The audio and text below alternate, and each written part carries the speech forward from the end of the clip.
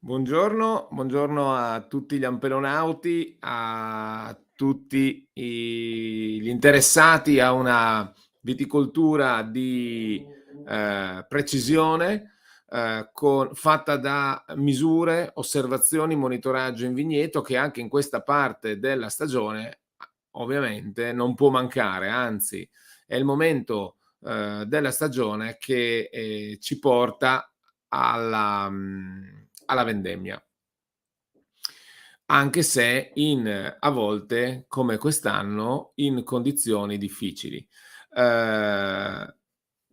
Sicuramente la stagione vitivinicola 2023, con un decorso quasi opposto alla 2022, ci conferma che il cambiamento climatico è in atto. Le temperature sono mediamente, no? Le medie termiche sono in aumento e questo trend ormai continua da molti anni, e con le ovvie differenze tra le zone viticole italiane e anche europee, che confermano ancora di più questo cambiamento, quindi con dei massimi di temperature mai raggiunte, ma anche con dei record di piovosità in breve periodo, come in alcune regioni in questa stagione stessa, no?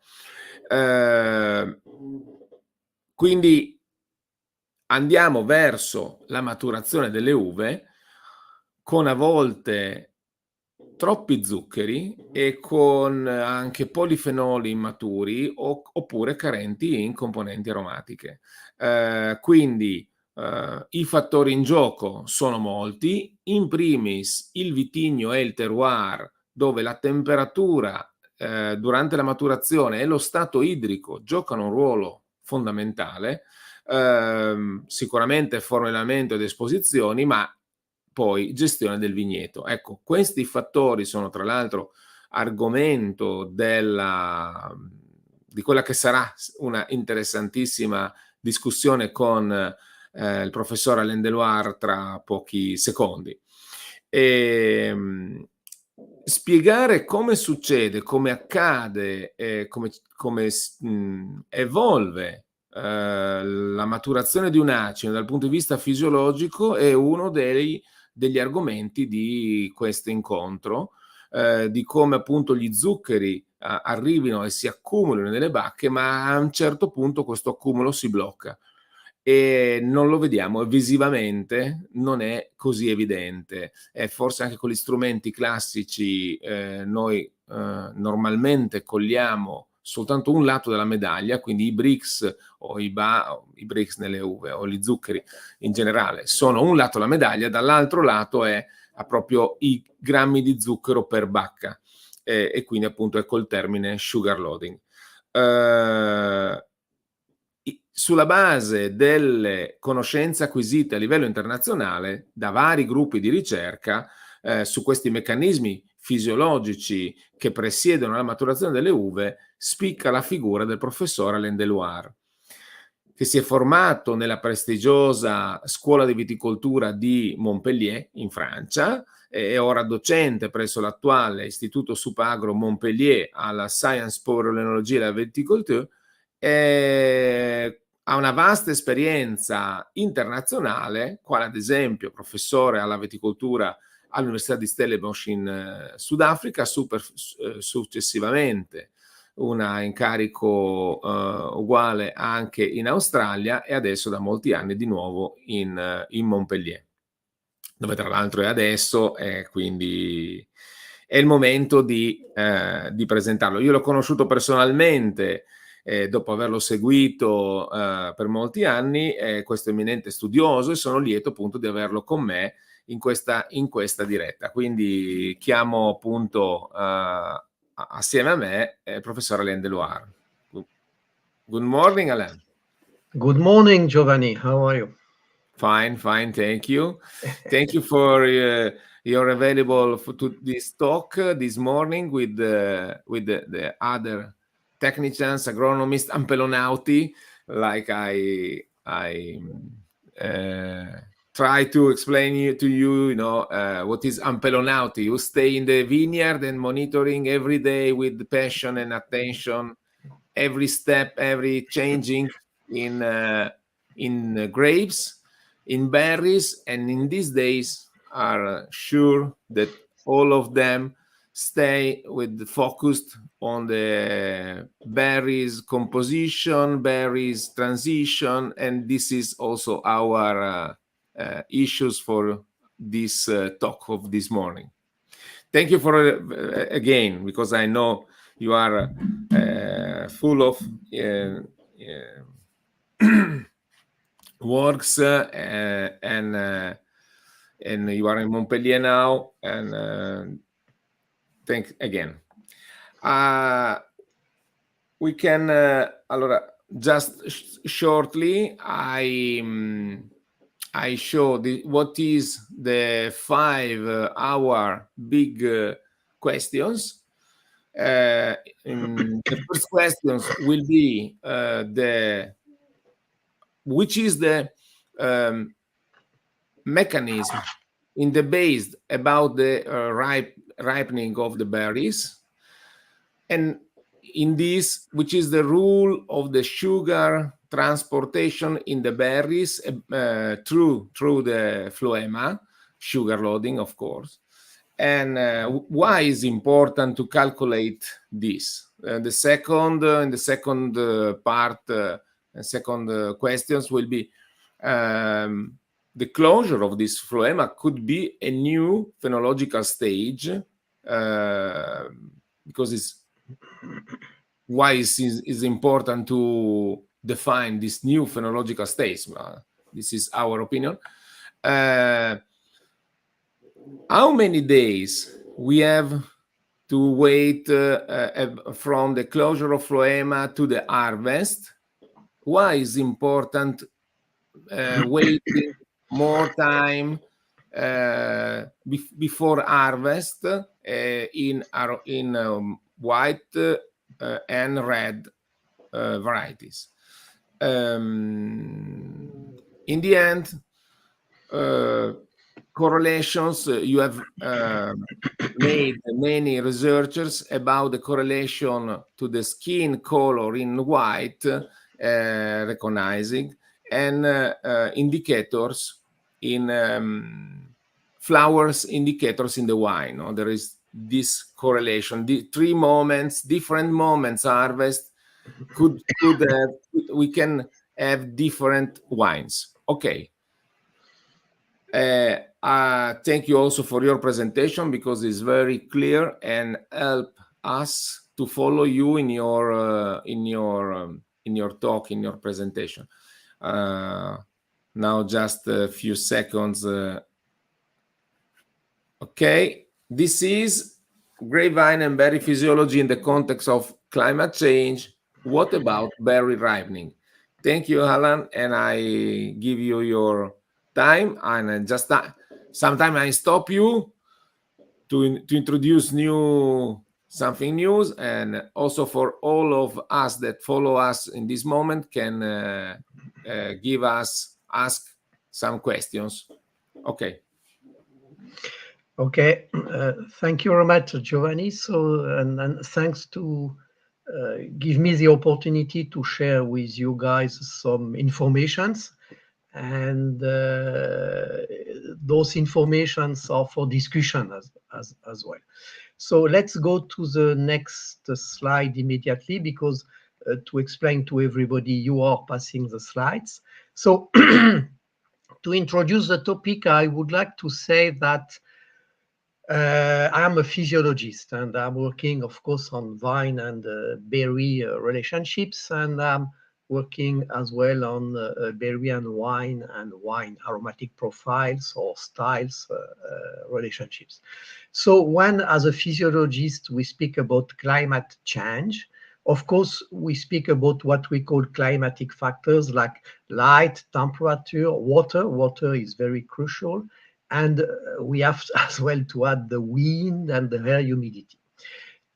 So climate change, the effect of climate change on, for example, berry functioning or berry development and vine functioning, is about to understand the effect of these climatic factors on vine functioning, which is a very huge and large and complex topic, and you already have a lot of publications on this topic. So let's go to the next slide.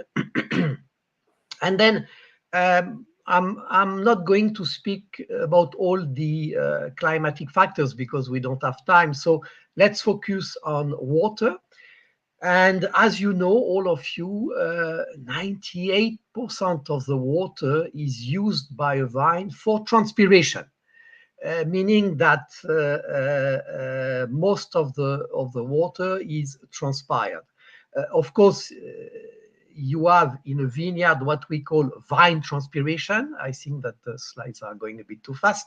So in a vineyard, you have what we call vineyard transpiration due to the leaf area, the size of the canopy. But of course, you have as well evaporation from the soil or from the cover crop on the soil, which are two different things. Another important information to know is obviously we need water to grow vines because to produce 1 liter of must from a vineyard perspective in the vineyard, I'm not speaking about the cellar, you need about 250 to 350 liters of water. And that's something we can calculate using the formula of vine transpiration and vineyard evaporation. So let's go to the next slide. We always speak, that's another important message, if I may say, we always speak about the canopy because we see the canopy, but we have to really care about the root system, the root morphology, the root implementation in the soil, and we have as well to care about soil life as all we know today. So I'm not going today to speak about root system, but just remember that the root development and the root system is something which is very important to look after and to do some soil profiles in vineyards to observe the morphology of the root system is very useful if you want to take some decisions in terms of irrigation, cover crop, or even canopy manipulation. So the next slide. Okay, the next slide is, and you can click on all the, you can click, Giovanni, just to see the text up to post-harvest. It will, then we, okay, stop there. So this is just to share with you something that you already know. We say that water is needed for vineyard cultivation, but water is needed at all phenological stages, okay? Meaning that if at bud break, the soil water content is not refilled, you will have problems. I mean, the vines will have problems. And even post-harvest, after the harvest, you still need to have a photosynthetic activity for the vines to produce sugar to refill the reserves, the carbohydrate reserves in the wood and in the roots. So, guys, you need a vine will need water at all phenological stages, but not the same amount of water. But we don't have time to speak about that. The next one. Okay, next. So I'm going now to introduce you to a very important concept, which is what we call the asynchrony of berry development. What it means? It means that on a cluster, on a bunches, the berries, they have all of them, they have their own dynamic of development and ripening. It means that on a cluster, for example, at veraison or at harvest, the berries are not, when you harvest, all the berries are not at the same developmental stages or ripening stages, and it will never happen. And this is coming from flowering. This is coming from the heterogeneity during flowering. So I don't want to develop that too much because we don't have a lot of time, but this is linked to the timing of flower fecundation or fertilization. You know, guys, that you need you have 4 ovules in an ovary, in a flower, and you just need one of them to be properly fecunded for the berry to develop normally. So the concept of asynchrony of berry development is quite new and important. The next one. So another message I want to convey is the following. When we speak about berry ripening, obviously we speak mainly from veraison, or the beginning of veraison to harvest, and that's okay. But if you click on the Giovanni, okay, and perhaps another time, there is a bit of an animation. Okay, this is just to explain you, to convey another message for discussion is berry composition, which is, when we speak about berry quality, apart the health of the fruit in terms of bioaggressors, when we speak about berry quality, the best definition of berry quality is berry composition, okay? And you have to understand, and you already know, I am sure, that the composition of the fruit is not done only during the ripening period, but far before. After flowering, from berry set, after berry set, and from the beginning of berry development, the fruit is going now to accumulate, to biosynthesize important compounds like tannins and organic acids and pyrazines or thiols, carotenoids, which are important aromatic precursors. So what is the message here? The message is that when we speak about berry composition and berry quality, it starts from berry set after flowering, and not only from veraison. At veraison, the definition of veraison is berry softening, is not berry coloration, okay? So at veraison, when the fruit starts to soften, then for a lot of compounds, the job is done, okay? The tannins are in, the organic acids are in, etc., okay? So what I want to say is that the berry green growth stages is crucial, very important in terms of fruit composition and fruit quality, meaning that if a vine is stressed at that period during the green growth stages, you will jeopardize, you will compromise the fruit quality. Okay, so this is important to share as an information, but that's something you already know, I'm sure. The next one, oh, this is just because our group in Montpellier, since many years now, we are working on a pair berry basis, okay? And this is just to show that, remember the previous slide. On the previous slide, you have the classical curve of the growth of a population of berry. This is the classical curve of growing curve of a population of berry, meaning a lot of berries together. And if you work on a pair berry basis at the cluster level, at the bunch level, you will see that each berries has its own dynamic of development and ripening. Okay? Okay. And this is perhaps a very elegant way, if I may say, to observe what I called the asynchrony of berry development. It's at veraison. At veraison, for a specific date, if you take some berries within clusters, between clusters, or within one cluster, you will see that you have a population of berry which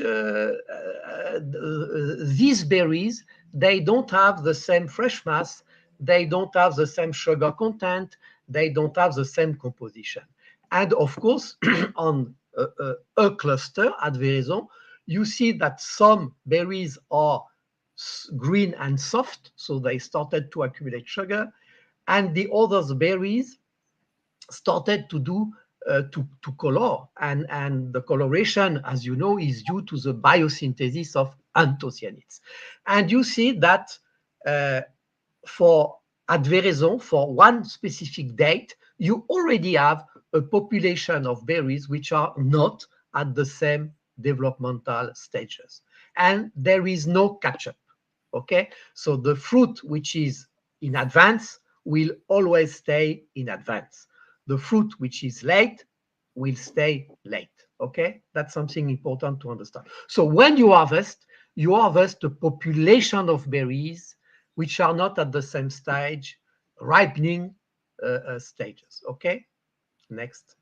This is Alain, this is the base of the information for the machineries, tools that are able to separate in the harvest berries from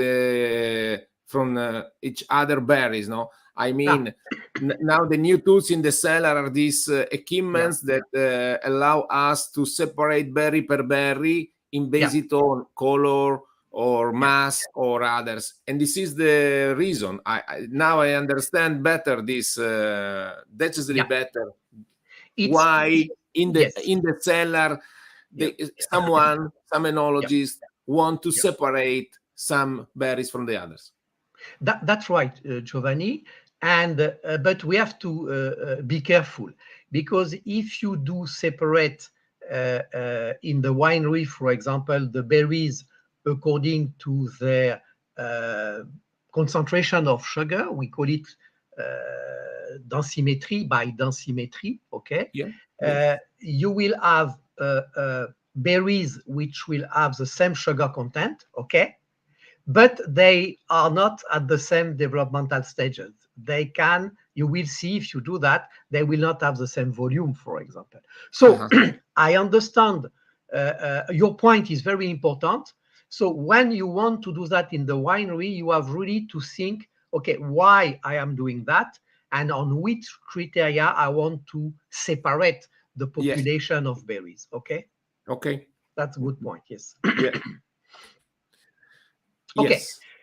So now this is a bit, Giovanni and everybody, this is a bit the art of the presentation.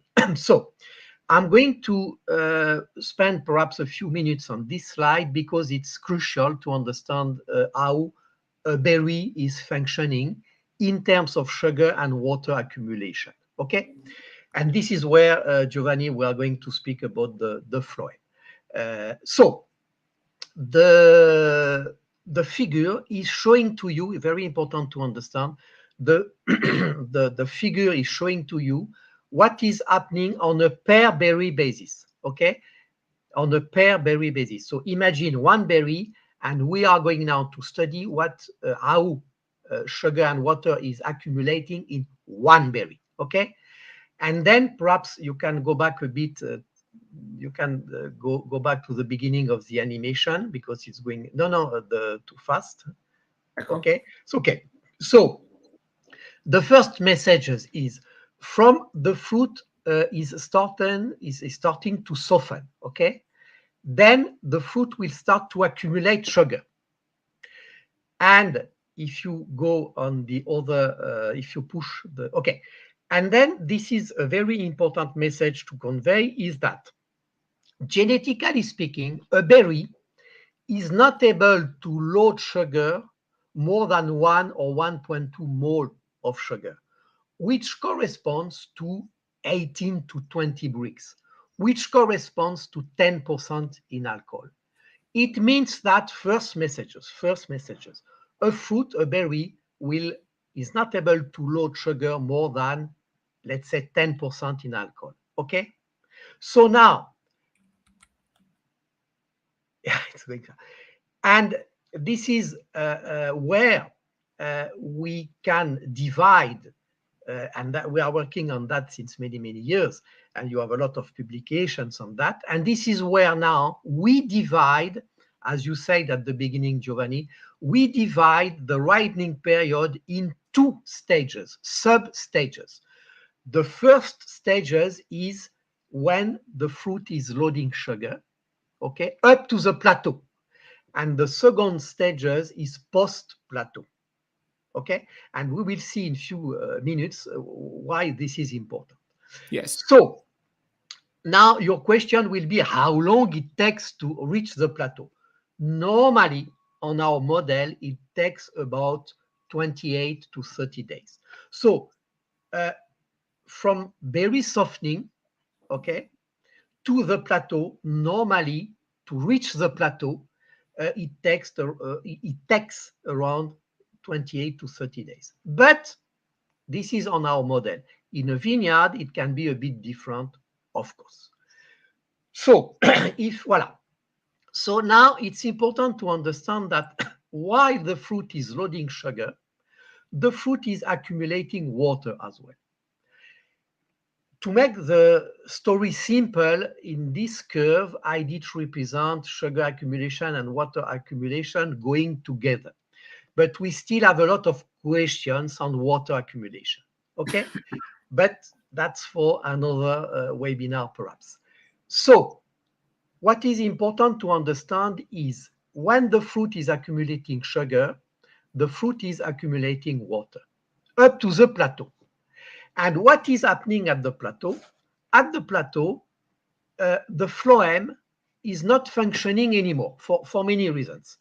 There are publications on that. And this is something which is quite recent. The first publication that was able to really show that is from 2021. So that's a new knowledge, I will say. And so we know that from the beginning of veraison, the xylem is not really functioning at the berry level very well. And now we learned that at the plateau of berry sugar accumulation, the phloem is not functioning as well. So what does it mean? It means that the fruit is totally separated from the vine up to a point, meaning that from the plateau, there is no more sugar which is going in the fruit, okay? And from the plateau, there is no more water which is going in the fruit, okay? So, and I said, if you remember, that the plateau is reached at, let's say, 18, 20 bricks, okay? For information, 1 bricks equal 1 gram of sugar in 100 millimeters, if you want the definition of bricks. Okay, so what is happening at the plateau is that the increase in bricks is just due to the fact that the fruit is losing water. It's a concentration effect, okay? So when we say that in the context of climate change, a fruit is accumulating more sugar, this is just wrong, because the fruit is not able to accumulate more than 1 mole of sugar. So from 10% in alcohol, the increase in bricks, nothing to do with climate change, except that the increase in bricks is due to the fact that the berry is losing water. And this is where, for example, bench microclimate, the climate is very important because the fruit is losing water by evaporation. So if around the fruits it's dry, the fruit will lose water more rapidly. If you have a nice bunch microclimate, and if you care about what we call the air humidity, the VPD in the bench zone, then perhaps the fruit will lose water less rapidly. Okay, so to make a long story short, we use since many years now, we use these indicators, water and sugar loading in the fruit. The interruption, we try to understand in the vineyard when we reach 10 in alcohol, and we know then that it's time of phloem interruption.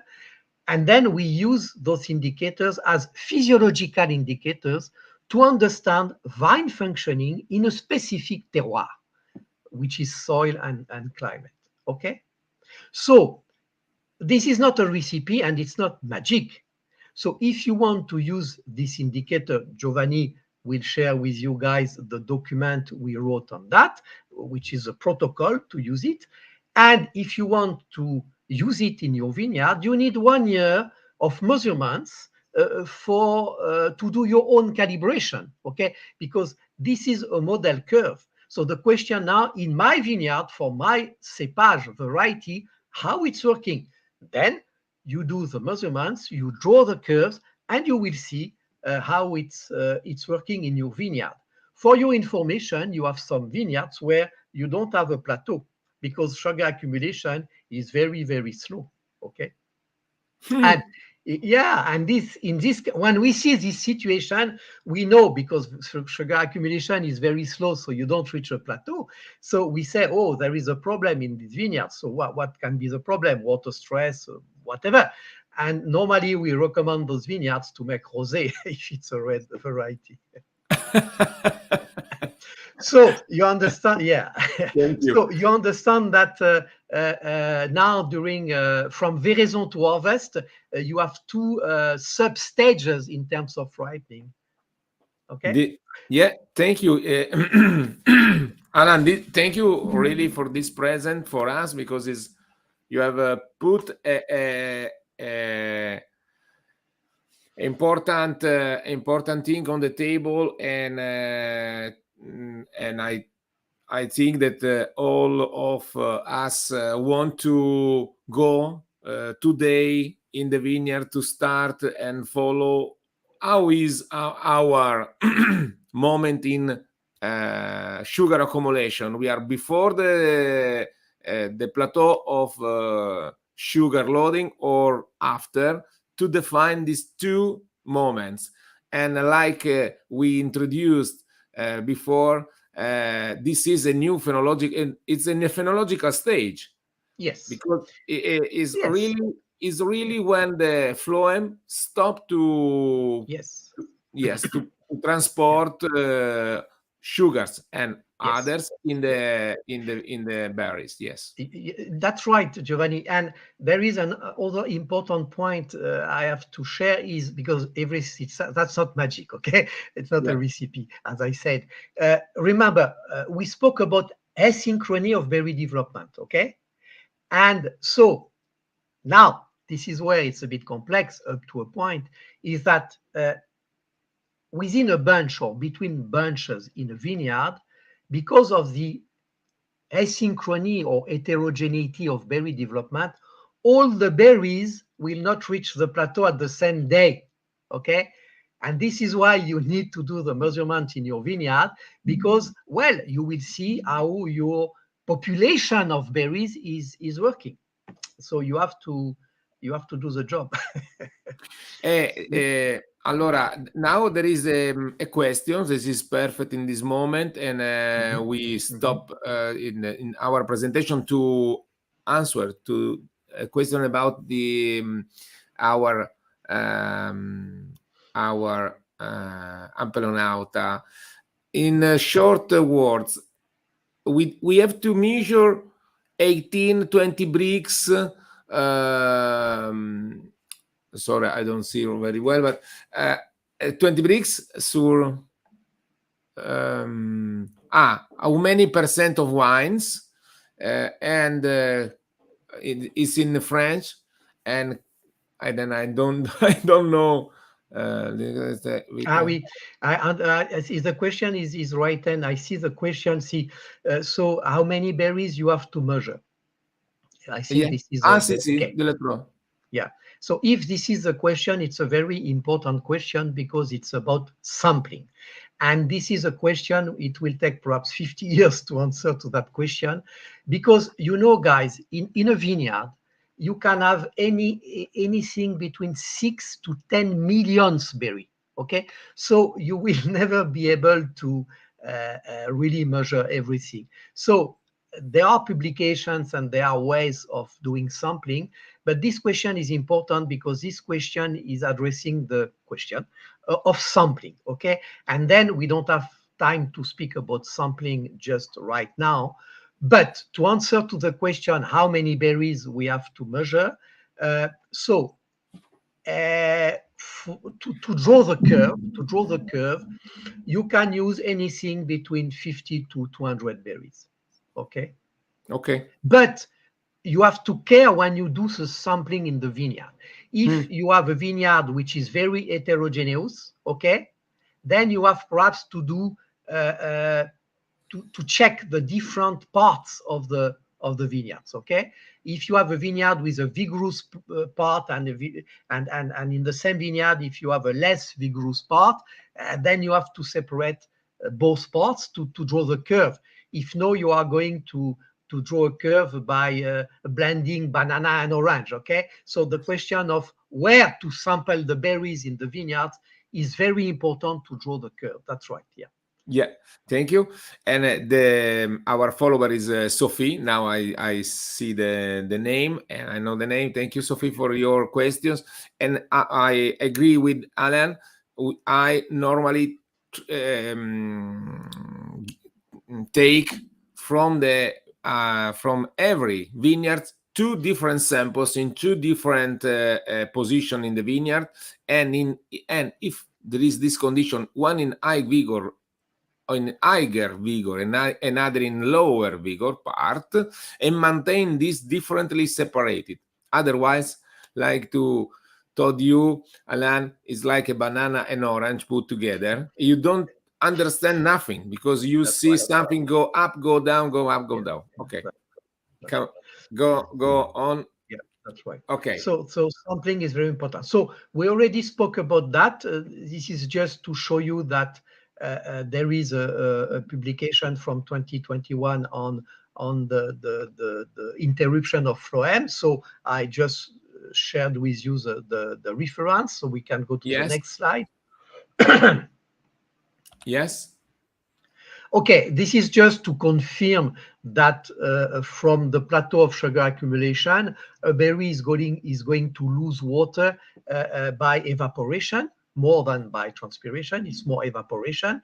And it's interesting to follow the curve from the plateau as well, because if you see from the plateau that the fresh mass of the berry is decreasing very rapidly, then you can say, oops, be careful, I perhaps will go to shriveling.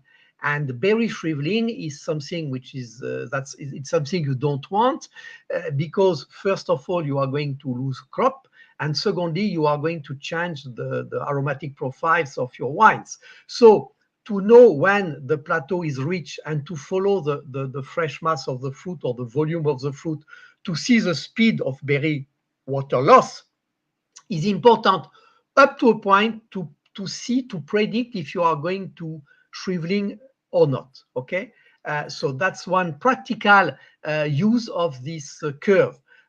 Obviously, for that you need to sample and to measure. It's not magic again. So, but it's a way to see the speed of berry water loss. And practically speaking, it's very important in terms of, for example, if you are in a situation where the fruits are losing water very rapidly, you go to concentration. Then you increase the alcohol, and you can decide, okay, I don't want too much alcohol, so I will harvest a bit earlier, etc., etc. So anyway, this is one practical use of these methods. Okay. Okay. Next. Bon. So I already spoke about that. Let's go to the next one. So, okay, the interruption of the phloem, the plateau, is a key point, as we already said, because we have seen many, many years ago when I was working with my colleagues in South Africa, we saw that, and this is the evolution of the, on the y-axis, you have the evolution of the anthocyanins in milligram per liter, and this is HPLC analysis, so this is very strong analysis, okay? And then on the x-axis, you have the Brix, okay, which is sugar concentration. And you see that the plateau, clearly, the plateau of the biosynthesis of anthocyanin is as well reached around, let's say, 18 to 20 Brix. So meaning that this is really a key point. So if you are in a vineyard where around 20 Brix, the fruits are not color red, you can say, well, it's finished. Except if you have a huge asynchrony of development, okay? So it's really as you said, Giovanni, it's a new sort of phenological stages. Yeah. Yes, Yeah. yes, Yeah. absolutely. Yeah. And just to remark that fresh mass measurements is crucial, is needed to measure in your vineyards. Yeah. Fresh mass Yeah. measurements. Yeah. Otherwise, it's not possible to understand this sugar loading, this berries, Exactly. because this berry sugar milligrams per berries is this, no? Yeah, it Milligram. is. Yeah, yeah. I forgot to speak about that, Giovanni. Yes, you are right. Yes. The berry sugar evolution in milligram per berry is a calculation, and this is why I will send you the document that you can share with everybody. Yes. It's a calculation using berry fresh mass, as you said, and the bricks of the same berries. Okay, and then with berry fresh mass and the bricks, very easy to get. Okay, then you do a calculation, which is very simple, and you get the quantity of sugar in milligram per berry. Okay, and Thank then you. you can draw the curve. Yes, that's right. Thank you. Okay, so what do we do now? We already spoke about the interest to do this kind of measurements, to Yeah. use these indicators as physiological indicators of vine and berry functioning and of Yeah. vine and berry relationships. But what else can we do with that? Let's speak about the next slide. In red So varieties, yes, yes. voila.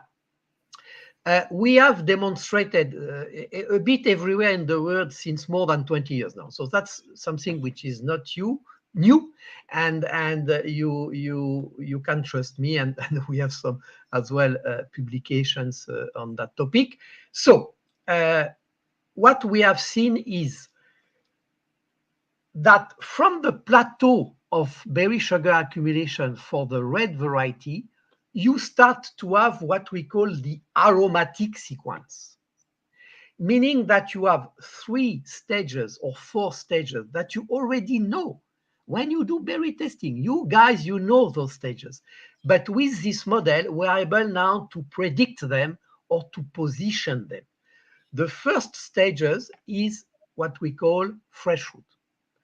The number 2 is between fresh and mature fruit. So the 2 important stages are fresh and mature fruit. So if you harvest according to the style of wine, according to the aromatic profile of the wine you want to elaborate, you need to know if you are at the fresh or if you are at the mature fruit stages. And very important to understand that the technological maturity, the bricks and the acidity, and is not related to the aromatic maturity, is not related to the phenolic maturity. So if you are saying, I'm harvesting at 24 bricks, I will say, that's perfect. It's 24 bricks, and you can as well get the acidity, but 24 bricks is not telling us about the phenolic and the aromatic maturity. You understand? Because it's not linked, it's not directly linked. So Yeah. 24 bricks, if you say, I'm going to harvest at 24 bricks, I say, okay, you harvest according to a concentration of sugar. But what about phenolic and aromatic ripeness? It's another story. And this is why we have developed these methods, which is used in a lot of vineyards in the world. So it's not really new. Okay, so now it's not magic again. Nothing is magic. So you have to work a bit. Meaning that for your variety in your vineyard, you have to do the calibration. Okay? And it takes 1 year. How do we do the calibration? Then from the plateau of berry sugar accumulation, we do what we call sequential harvest. Let's say we do 2-3 harvest dates. Okay, and we can give some recommendation on that because we know a bit the behavior of a lot of varieties. And then you make the wine. It can be small scale vinifications, it can be large tank. Anyway, you don't take any risk because at the end you can do you know what to do with the wines. But the point is, you need to do sequential harvest for the calibration of the methods. You need to make the wines, and the proof is in the pudding. You need to make the wine because you need to test the wines, okay?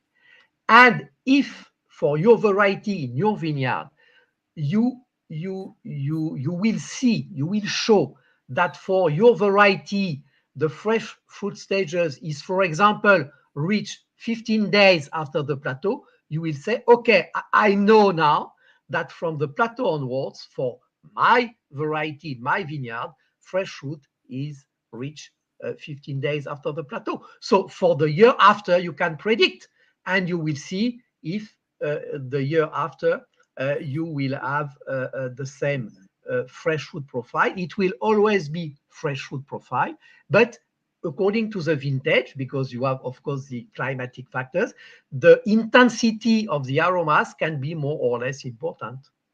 Does it make sense? Absolutely. For me, is very. I'm excited to follow this model, because I believe in I believe totally in the importance of define our sugar plateau accumulation. Because it's a phenological stage, it's something that, like you said very well, told you very well in this presentation, and also in all of your and with your other researcher, publication and papers. It's true. We normally, all of us follow just the bricks. Follow the bricks because it's more easy, more evident, and probably it was not the knowledge. When we start to measure the sugars, don't know that in the berries this happened, but now we know.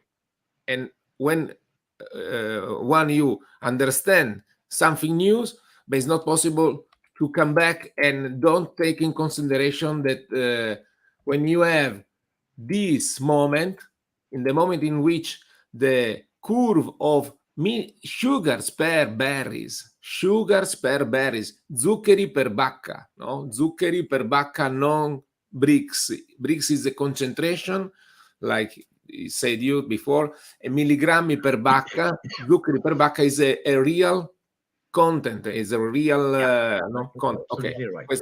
Thank you. Absolutely right. It's a real content, and there is no direct relationship between the volume of the fruit and the sugar that will be accumulated. This is why, as you said, you need to do the calculation. Voila. But again, it needs to be calibrated in your vineyard.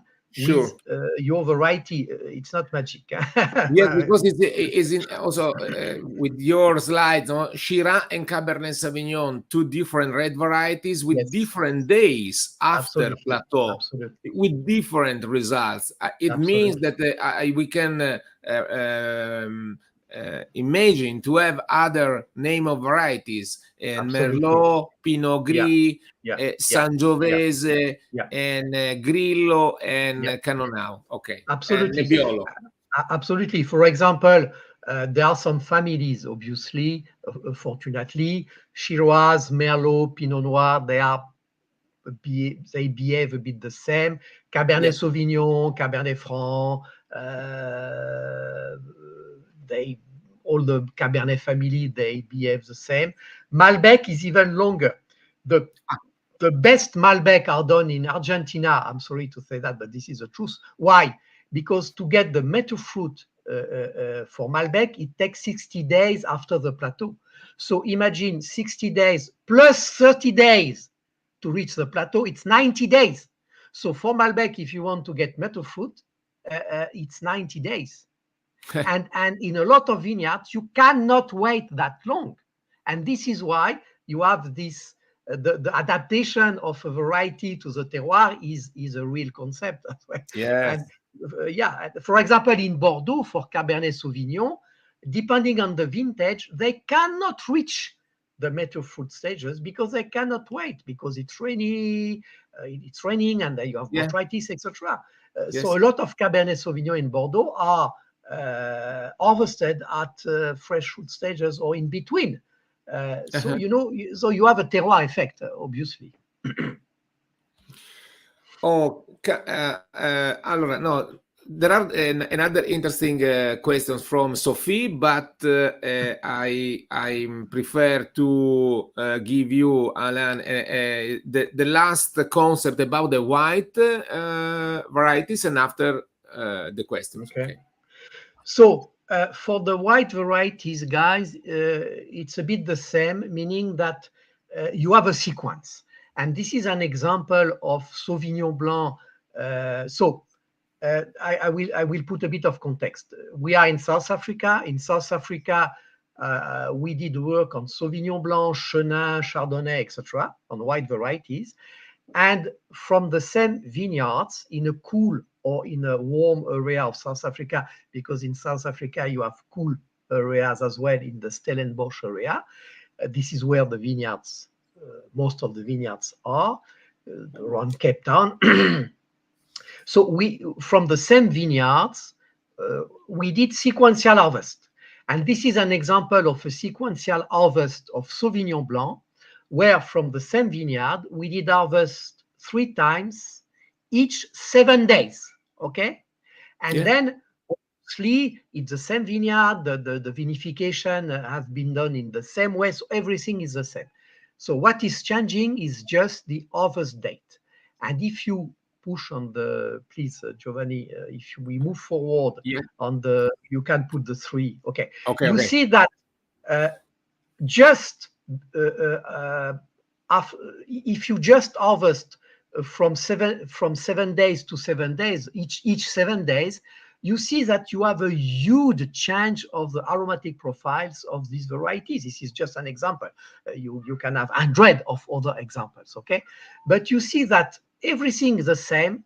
You just change the harvest date and everything around is the same, including the vinification process, and you see that you have an evolution of the aromatic profiles from the plateau, because this is as well done from the plateau. And if we look at the bricks level, if I take the harvest date number 2, you see that you have 22 bricks, okay? And if you look at the harvest date number 3, where the wines have been analyzed as more tropical, you see that it's 2 different wines, okay? But it's the same bricks level. And it's pretty much the same acidity level. So to be able to draw this slide, of course, with the Society Distel in South Africa, we did a lot of work over 4 years, and they have a sensory panel, and they have experts in sensory analysis. So this is an example of results from the wine,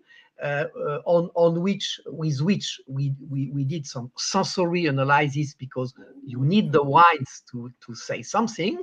And then this is just for people who know a bit about sensory. We used 2 methods to analyze the wines, which is one is mapping and the other one is flash profiling. That is for the experts. So this is again the proof that well, you have a sequence for the white as well, and for the white you can use sugar accumulation as well. You can use the model of sugar loading, but I have to say that we are very confident with the red after many years. And in Australia, for example, we put a lot of science on the model for the red. So we have publications, etc., etc. And we did a collaboration with the Institute Edmond March in Italy as well to do some metabolomics on the different harvest dates as well. So you see, it's international collaboration as well.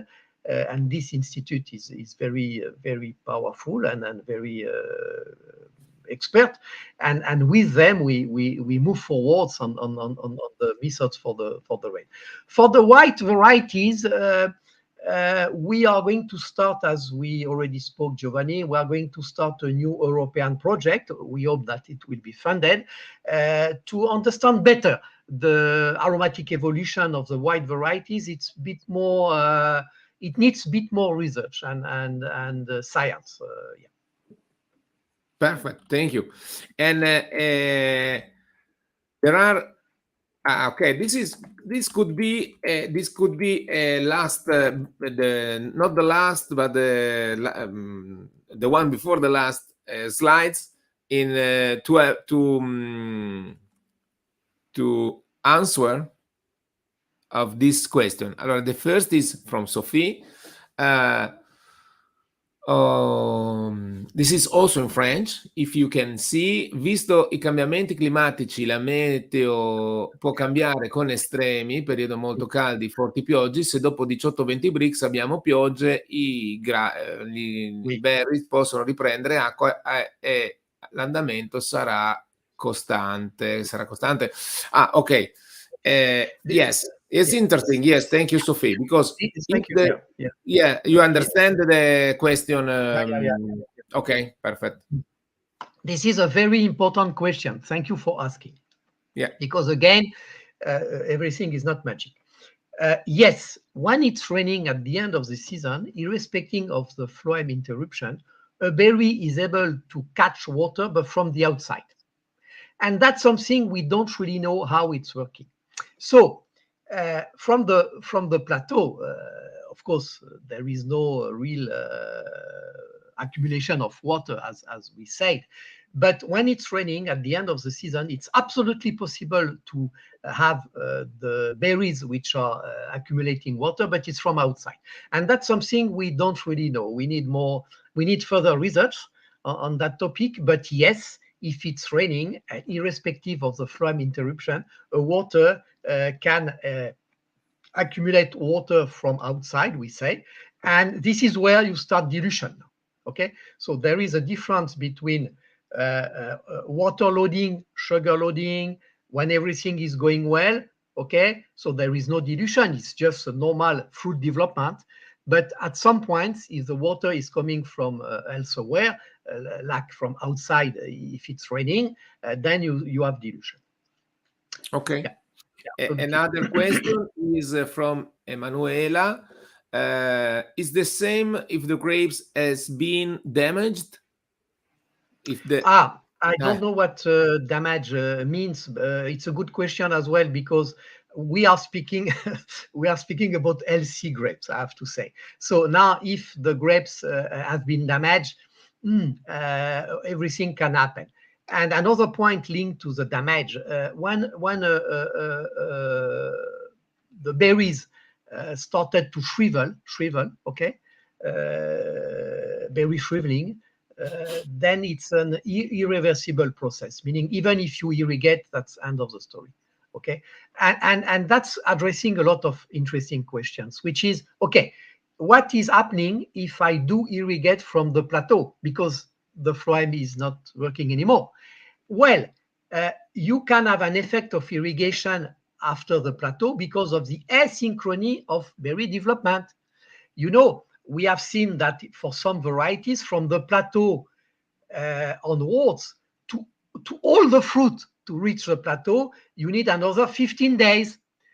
Voila, approximately. Okay. Yeah. So if you do irrigate after the plateau, you can see an effect on the volume of the fruit, a positive effect, because, well, all the fruits are not at the plateau, you see. So we still have quite a lot of questions as well on that one, but we need to continue to experiment and to do some research. But having said that, my point will be, you can really use it, even if it's not perfect and magic, and even if it's not a recipe, you can use it in a very practical way to take important decisions. That's for sure. That's for sure. Thank you also to Matteo Gatti from Piacenza Sacro Cuore University that shared with us. Very interesting webinar. Thank you, Alain. dealing with the variability is the key of success of modern viticulture. We need to understand the scale, degree of variability we need to manage or to accept. And this is depending on specific needs at the winery. Have a nice harvest soon. Thank you, Matteo. Yeah, that's a good point, a very good point, because, for example, in some wine regions for Riesling, they are looking for heterogeneity because they think that it's, well, it's not they think, they get better wines with heterogeneity. In Slovenia recently, I did a testing of 2 vintages of Blaufränkisch where we did use the methods. Well, it's my colleague Guillaume Antalik who did the experimentation, and then we did see, we are learning for each variety that it was better with less heterogeneity. So it depends. Again, it's not magic. Yeah. Helen, we are in the end of our very, very interesting discussion, talking, and meeting. And I start for I'm the first to tell you thank you for your time, for your in particular for your experience and for your practical experience, because you have shared with us practically and scientific approach, practically with scientific approach about how to take in consideration berry ripening, not only bricks, but why it's important measure the fresh mass, calculate the sugar loading per berries, and define our plateau, and for each one it's not a recipe, but is a new point of view in which everyone have to test in his vineyard, in his cellar, in his winery, what's happened after 10 days, 15 days, 40 days, 60 days in Malbec in Argentina, what's happened in our results in aromatic compounds, and not only, no, also in tannins, in texture, and all other components. Thank you, and was very, very interesting meeting. Thank you, Giovanni, and thank you to everybody to listen to my English with a French accent. So thanks to give me the opportunity to share. I will send you the document with a method that you can share with everybody. If you want to share the PowerPoint with everybody, you are welcome to do it. All these informations are available. In here, in Grapevine line paradise.com we can ognuno può trovare delle informazioni che il professor Alain ha messo a disposizione, articoli, ed è un punto interessante, molto importante, dove andare a seguire e approfondire questa tematica e metterla in pratica. Quindi anche la domanda di Sophie, also the question from Sophie, che quanto importante, how is important to the sampling, no? Il campionamento è molto importante. Quindi Alan suggests us to take 200-300 berries, no, per point, and 2 different points, no? 200-300, no? 200-300 berries. You can work with 50 berries if you want. It depends on the homogeneity of your vineyards. Yes. And you can do replicates or not. You can do 3 replicates or not. It depends what you are looking after. The last from Andrea, just because it's Andrea, can sampling by taking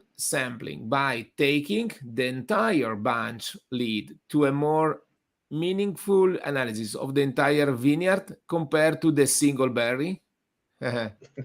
That's a key question. It's a key question. We did compare for classical ripening measurements. We did compare berries and bunches, and it's the same. So I recommend to people, because it's really a lot of work to sample. in the vineyards to sample berries. If you are working with varieties which have compact bunches, I mean, you cannot really sample berry. So I do really recommend to sample bunches. I don't know, 10, 12, 15 bunches for classical berry ripening measurements and evolution. Now, if you want to do berry sampling, there are methods as well for that. But to answer to the question, there is absolutely no problem to sample bunches for classical following of ripening. And then if you want to use the sugar loading methods, you can sample bunches. You go in the lab, and in the lab you cut your berries to do the measurements, because it's more simple to do it like that way. So we did compare both, and I can tell you that to sample bunches is really okay, and it's more simple. Thank you again, Alan. Have a good also for you, have a good harvest season, and in all of your projects that you follow in France and also in other countries. And see you in the maybe after the harvest, in the end, after the end of the harvest, to discuss with the results that everyone can share and talk what's happened in different varieties, different terroirs. Yes, that will be fantastic. If you are prepared to invite me again, we can do other seminars on topics you are interested in, and if I can answer, because I'm not expert in everything. But again, thanks very much to everybody, and to you, Giovanni, and Uzza. Thank you. Thank you. Grazie a tutti, buoni campionamenti, buon monitoraggio. Good harvest, good samplings. Ciao, ciao. Ciao.